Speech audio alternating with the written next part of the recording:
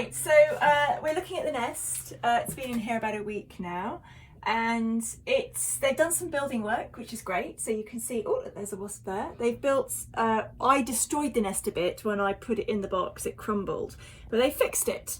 So they've got this kind of rather lovely lip, and there's a hole there that is the access point to the nest. So this is a really good sign.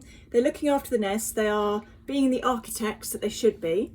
But the problem that we're having is that they have still not found their exit hole. So they don't know that there's a lovely pipe over there that takes them to the outside world. And they were coming out the top of the frame, so we've gaffer taped that up.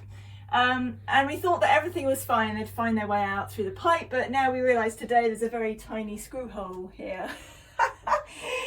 Wow. They're very clever at finding the most illogical ways out. So we're going to have to do some blackouting of the shed in order to force them to go out of the pipe. And we need them to go out of the pipe because ultimately we want to be able to monitor them coming in and out of the nest. And that pipe is set up so that we can put our kit around it and we can measure the flow of wasps in and out. Something we should also show the viewers is what's behind your lumberjack and you're okay shirt, because there is a computer. Oh yeah.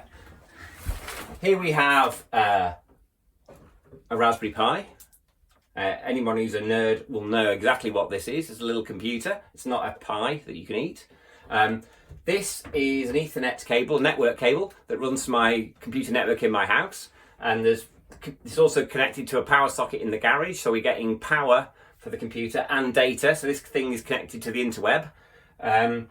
And through the Raspberry Pi's got lots of general purpose input-output. You can plug tons of things into them. Here we have a 16-bit analog to digital converter, which is measuring an analog voltage being generated under here. You have to get below it to see it. And that is a mass sensor, which is measuring the mass of the whole box. And we're using that to try and measure the foraging activity. So when the wasps leave, it'll get a decrease in mass. When they come back, there'll be an increase in mass. Where they lay eggs and they get bigger, the mass will increase. As the nest grows, it'll increase. We're trying to use the mass readings to get a feel for the nest activity. And there's something else to do with brood status, which Serin understands. Well, as you said, Jolene, as the brood grow, they will get heavier. And the amount that the brood grow will be dependent directly probably on a 1-to-1 ratio to what they're fed. So the mass of insect prey going into them should be reflected by the increase in mass in the box. And the other thing here is an old solid state disk drive out of a computer, my old hard disk, which we're logging the data to.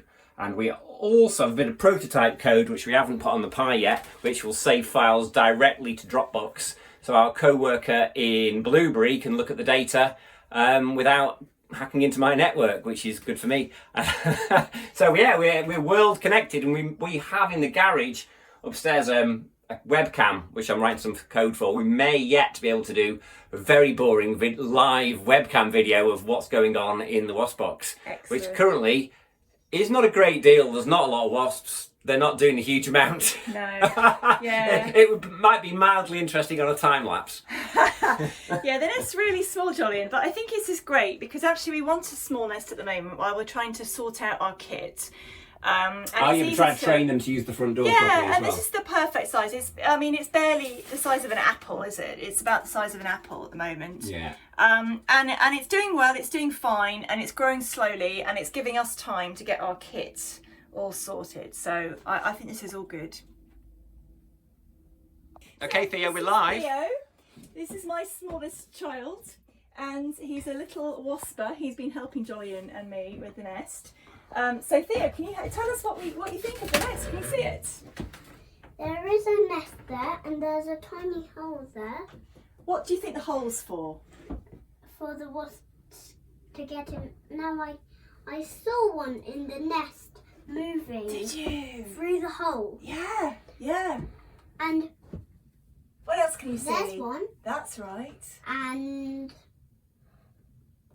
there's some of the holes that you can put your hand in, only if you have wasp wasp-proof gloves on. That's right. We're very careful, aren't we? We don't put our hands in the box unless we've got our rubber gloves on to stop ourselves getting stung, just in case they land on us. Yeah, but not in bare hands. No, exactly. Now, what are wasps useful for?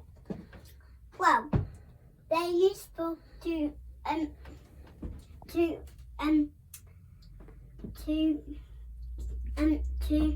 stop caterpillars eating our food that we want to eat, that is healthy for us.